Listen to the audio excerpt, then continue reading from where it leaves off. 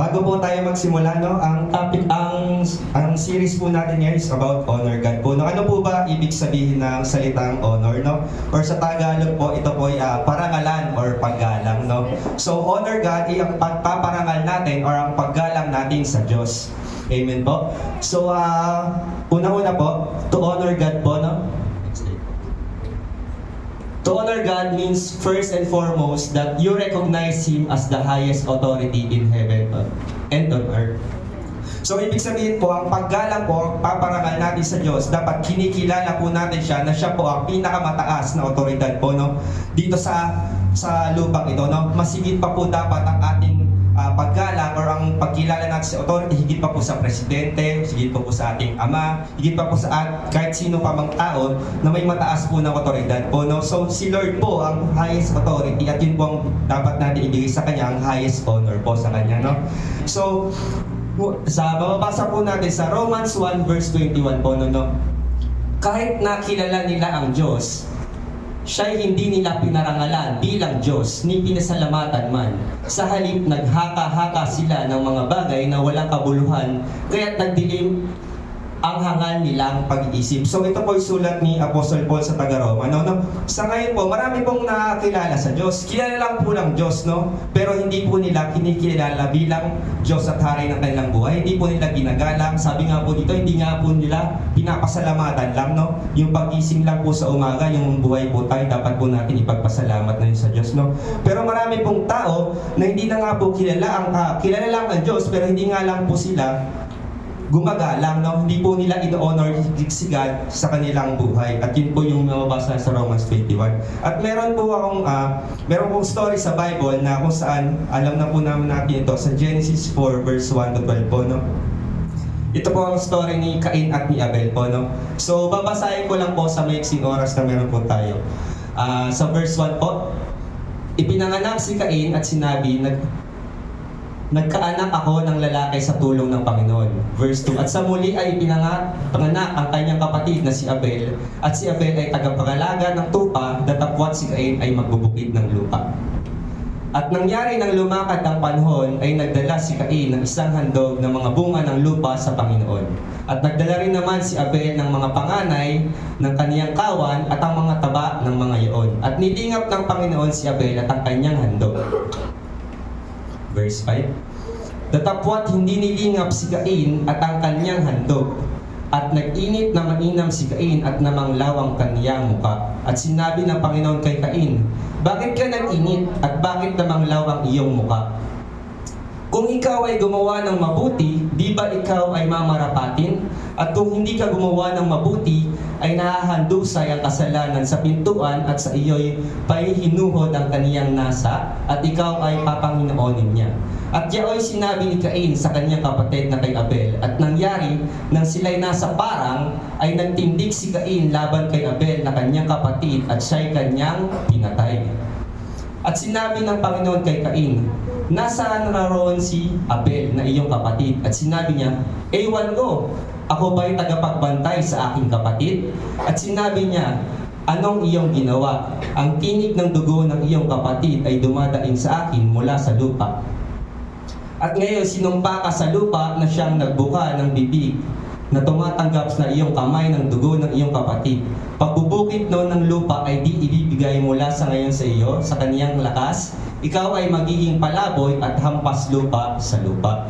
So yun po yung mga kwento po na ni Abel at ni Cain po, no, kung saan ang dalawang anak po ni Eva at Adan ay naghandog po, no? At yung kay Abel po ay tinanggap at kay Cain po ay hindi tinanggap. So bakit po kaya hindi tinanggap yung handog ni Cain, no? So, si God po ay nag-set po ng standards about sa offering po, no? Mababasa po natin ito sa Genesis 3:21 po, no? Kung saan po, si Lord po, nung nagkasala po ang tao na si Eva at Adan, sila po ay nagtago, no? Sila po ay nagdamit ng ng mga dahon para takpan po ang kanilang kahubaran. Pero hindi po yun ang kalooban po ni Lord. Kaya po si Lord, nagpatay po siya ng isang hayop, no? At yung hayop po na yun po ang dinamit niya sa kanyang mga tao, sa kila Eva at Adan po. Ang ibig sabihin po nito kasi sa Hebrews 9:22 po, no? Without shedding of blood, there is no remission of sin. O wala pong pagbubuhos po ng dugo, wala pong kapatawaran ng mga kasalanan. Dahil po nagkasala nga po si Eva at Adan, nire-require po sa Old Testament, no? Ang paghahandog po or pag-aalay po ng mga ganyang hayop para po yun po yung kabayaran po ng kasalanan. Kagaya nga po nung sa story ni Abraham at Isaac po, kung naaalala niyo po nyo, hiningi po ng Diyos yung kanyang anak na si Isaac. Pero pagdating po nila sa Mount Moriah, nag-provide po ng Diyos ng ram, no? At yun po yung kanilang hinandog. So sa Old Testament po pala, requirement po ang paghahandog, no? Pero ngayon po sa panahon natin, hindi na po tayo nagdadala ng hayop para patayin po, no? Kasi po namatay na po ang ating Panginoong Hesus sa krus ng Kalbaryo upang bayaran po ng ating kasalanan. Yun po yung sinasabi sa Hebrews 9:22, no? Kaya po hindi na tayo nagdadala or hindi na po tayo under sa Old Testament nagdadala po tayo ng buhay na hayop. Dahil yun nga po, nagbayad na po ang ating Diyos na si Kristo Jesus sa krus para sa kabayaran ng ating kasalanan. So yun po, may standard po pala ang Diyos sa pag-aalay, no? Dapat po buhay na na hayop po ang ihahandog. Pero ano po bang hinandog ni Cain? Mababasa po natin ulit kanina sa verse 2. Ang hinandog niya po ay verse 4. Ang hinandog niya po ay handog na bunga ng lupa ng Panginoon. So dahil nga po siya ay magsasaka, gusto niya i-honor si Lord. Pero ang obedience ay napakahalaga kay Lord, no? Dahil po ang pag-aalay po ay isa pong tanda na pagsunod po, no? Pero hindi po sinunod ni Cain. Ang inalay niya po, mga bunga ng kanya dahil nga po siya yung magsasaka. So, ang inalay naman po ni Abel ay yung matataba dahil nga po siya ay mag-aalaga ng tupa, yung mga matataba at panganay, yun po yung nilingap ni Lord. Dahil po mahalaga kay Lord ang obedience. Kaya po yung title po natin kanina is Honoring God Through Obedience, no? Kahit anong pag-aalay ni Cain, kung hindi naman siya sumusunod, ay hindi rin naman magiging katanggap-tanggap ito kay Lord. Kasi parang sinasabi po na Cain na pinagsiservan niya si Lord sa sarili niyang paraan, no? Cain is serving God in His own way. Di in-honor ni God ang ating service kung hindi tayo sumusunod, no? Kumbaga si Cain, gusto ko ganito, kunwari, Lord, magsisimba ako pero Monday, pero whole day, pero Monday ako magsisimba. So mali po yun, no? Kasi pinapangunahan niya po ang Diyos at gusto niya mangyari at hindi niya po sinusunod yung standard po ng Diyos. So, ang hindi po pagsunod ni Cain ay nagbunga po ng kasalanan, no? Dahil po yun nga po, nagkaroon po siya ng inggit sa kanyang kapatid si Abel, no? At dahil sa inggit niya at sa galit niya, napatay niya po yung kapatid niyang si Abel. At nung tinatanong po siya ng Diyos, no? Sabi niya ng Diyos, "Asa na yung kapatid?" Ang sagot ni Cain, no? Ewan ko. Kalapastanganan sa Diyos na parang hindi Diyos yung kausap niya, eh. Sabi niya lang, ewan ko, tagapagbantay ba ako ng aking kapatid? Mababasa natin yung kanina, no? So doon pa lang, binastos niya na si Lord. At yung kasalanan niya pagpatay, dinugtungan niya pa ng isa pang kasalanan, which is yung pagsisinungaling. Kaya po, ang ending po sa verse 12 ay nagkaroon po siya ng sumpa, no? Na hindi na po mamumunga lahat ng itatanim niya at magiging hampas lupa na siya sa mundong ito. So para sa conclusion po natin, no, sa 1 Samuel 2:30 po. Ayan po.